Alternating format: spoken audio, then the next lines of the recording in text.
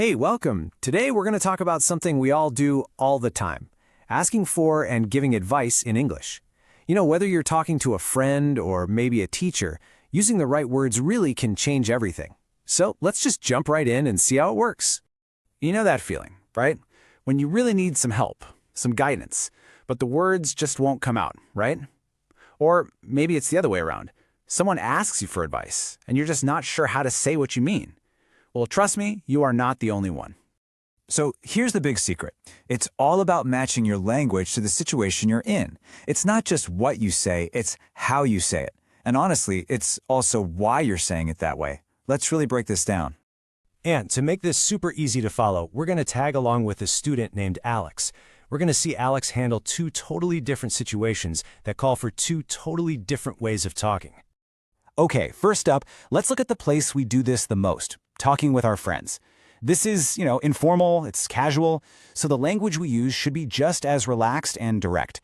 It reflects that comfort level we have with each other. So, picture this. Alex is chatting with a friend who is totally freaking out about a big exam tomorrow.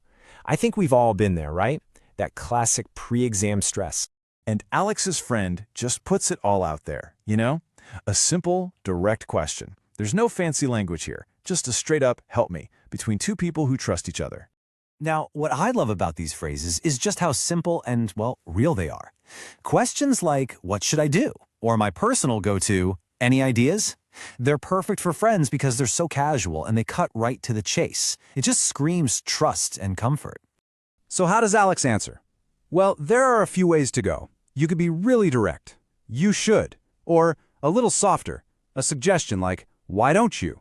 But honestly, the best one is the empathetic way. If I were you, I would. This one is so powerful. It's not just advice. It shows you actually get what they're feeling. You're putting yourself in their shoes. And that's what being a good friend is all about. Okay, let's hit pause and switch gears completely. The conversation with a friend is done, and now Alex has to go talk to a teacher. The whole vibe just shifted from super informal to pretty formal. And the stakes are a lot higher now. We're not talking about just one test anymore. Alex needs some serious life advice about picking a university. This conversation needs a more respectful, a more formal approach, for sure. Just listen to that difference. Wow, Alex isn't saying, what should I do anymore?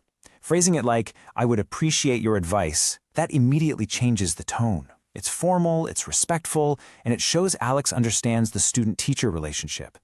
So let's look at these options, because the magic is really in the details here. Using words like could, appreciate, and recommend, that's not just being polite. It's sending a signal of respect. These phrases recognize the teacher's expertise and show that you genuinely value their opinion and their time. And here it is, side by side. This makes it so clear, doesn't it? Any ideas becomes, what would you recommend? It's the exact same question at its core, but it's just dressed up for a completely different party. Getting this right is a total game changer for your communication skills. And of course, the teacher's response is also going to be more formal. You'll hear professional-sounding phrases like, I would recommend, or you may want to consider.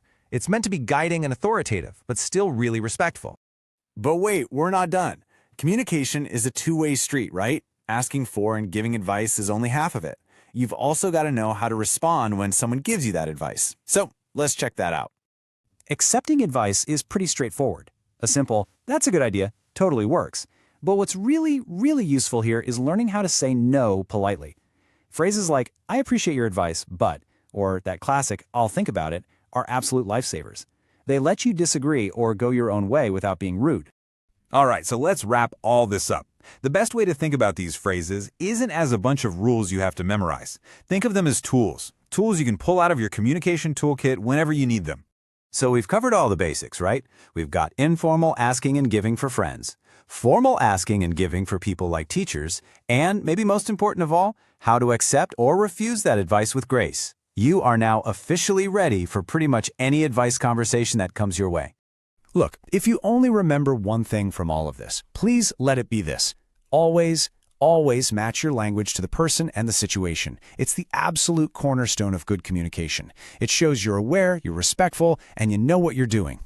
So, you got the tools, you understand the strategy. There's only one question left, really. What conversation are you going to start? Thanks for joining me.